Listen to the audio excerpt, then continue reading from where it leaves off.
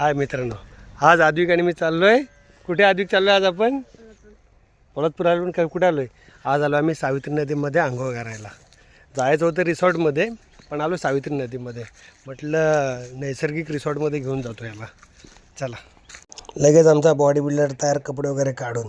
मग काय ऐकतोय काय गडी? निघाला पाण्यात. नाही, पाण्यात पाय टाकल्यानंतर बोलतोय मासे चावत आहेत. मासे म्हटलं चावत नाहीत, मॉलिश करतायत. लगेच मी पण गावठी माशांची गावठी मशाज घेतली. माझ्या पायाला मासे मस्त गुदगुळ्या करत होते. मग काय आद्विकाने मी सुरुवात केली नदीमध्ये पोहायची. आद्विकला काय पोहायला अजून जमत नाही, पण जमल तेवढं करत होता.